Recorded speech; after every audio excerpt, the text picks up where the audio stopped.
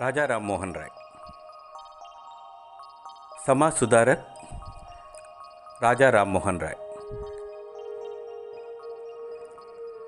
स्मशान घाट पर चिता सजाई जा चुकी थी। एक स्त्री जिसके पति का निधन हो गया था, उस चिता पर जीवित जलने के लिए तैयार की जा रही थी। उस स्त्री के देवर ने उपस्थित लोगों का विरोध किया कि यह गलत हो रहा है। उसने कहा, यह कहाँ की समझदारी है कि पति के मरने पर उसकी पत्नी जीवित चिता में जल जाए या आप लोगों द्वारा जलने के लिए मजबूर कर दी जाए। यह कुरीति है, अन्याय है और सराहर अत्याचार है। पर उस युवक की बात किसी ने नहीं सुनी। अंततः वही हुआ जो समाज चाहता था। स्त्री चिता पर कूद पड़ी और जीवित जल मरी। इस घटना ने युवक के हृदय को पीड़ा से झकझोर दिया। यहीं से इस युवक ने इस कुरीति को समाप्त करने का बीड़ा उठाया। यह दृढ़ निश्चयी, साहसी और समाज सुधारक युवक राजा राम मोहन राय था। राजा राम मोहन राय के समाज सुधारक संबंधी कार्य, सती प्रथा का विरोध, अंधविश्वासों का विरोध, बहुविवाह विरोध, बाल विवाह विरोध, जाति प्रथा का विरोध, विधवाओं का पुनर्विवाह, स्त्रियों को पिता की संपत्ति का भाग दिलवाना, धार्मिक सुधार, ईश्वर एक है, स्त्री पुरुषों को बराबरी के अधिकार। राजा राम मोहन राय की प्रारंभिक शिक्षा घर पर ही बंगाल भाषा में हुई। बाद में एक मौलवी साहब द्वारा भी उन्हें शिक्षा दी गई। उनकी माँ संस्कृत की विदुषी थी। राजा राम मोहन राय ने पटना में अरबी तथा फारसी की उच्च शिक्षा प्राप्त की। काशी में उन्होंने संस्कृत का भी अध्ययन किया। इन्होंने अंग्रेजी भाषा को भी मन लगा कर पढ़ा। इन पर एक तरफ से सूफी मत का प्रभाव था तो दूसरी तरफ वेदांत और उपनिषदों के प्रभाव से इनका व्यक्तित्व उदारवादी विचारों से ओतप्रोत हो गया। बीच में कुछ समय के लिए राजा राम मोहन राय तिब्बत भी गए। वहाँ उन्होंने बौद्ध धर्म का अध्ययन किया। उन्होंने जैन धर्म और उसके कल्पसूत्र का भी अध्ययन किया। पिता के बुलावे पर ये तिब्बत से वापस आए। थोड़े दिन बाद इनका विवाह कर दिया गया।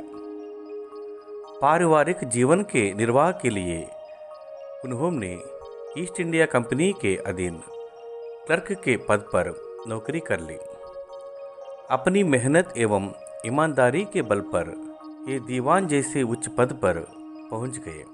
नौकरी में रहते हुए भी इन्होंने अंग्रेजी, लैटिन, ग्रीक आदि भाषाओं का अच्छी तरह सीख लिया। राजा राम मोहन राय की आयु अभी 40 वर्ष की थी। उन्होंने नौकरी छोड़ दी। इन्होंने कोलकाता में एक कोठी खरीदी और वहीं से समाज सेवा के कार्य करते रहे। राजा राम मोहन राय ने उदारवादी विचारधारा के लोगों को लेकर आत्मीय सभा बनाई। इसका प्रमुख उद्देश्य इस बात का प्रचार करना था, ईश्वर एक है।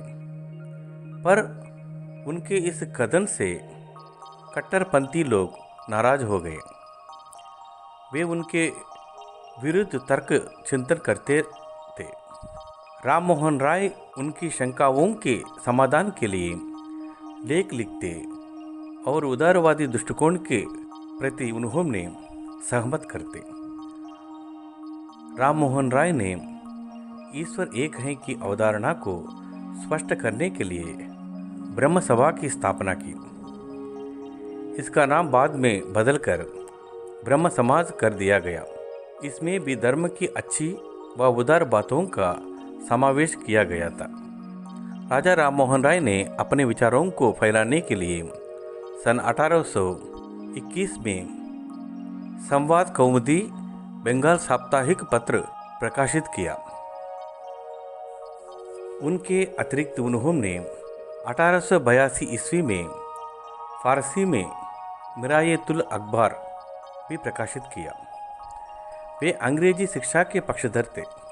उनका मानना था कि पश्चिमी ज्ञान विज्ञान भी भारतीयों के लिए लाभकारी है। 1825 ईस्वी में वेदांत कॉलेज की स्थापना की, जिसमें भारतीय विद्या के अलावा सामाजिक एवं भौतिक विज्ञान की भी पढ़ाई होती थी। भारतीय नवजागरण के अग्रदूत के रूप में राजा राममोहन राय की भूमिका बड़ी महत्वपूर्ण है।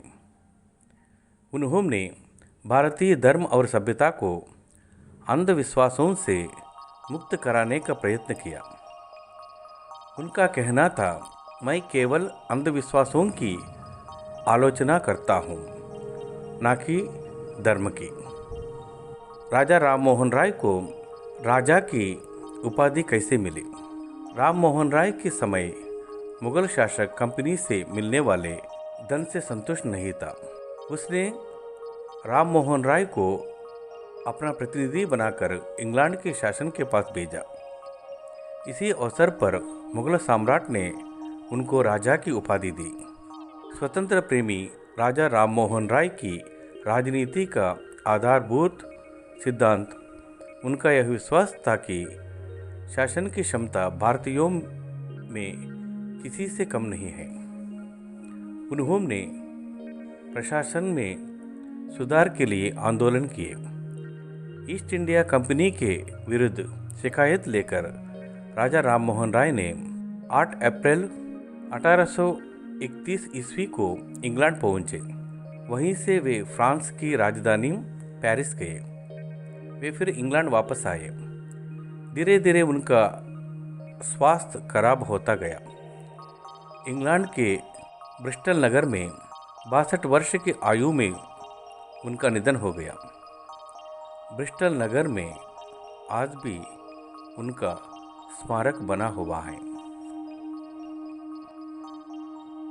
धन्यवाद।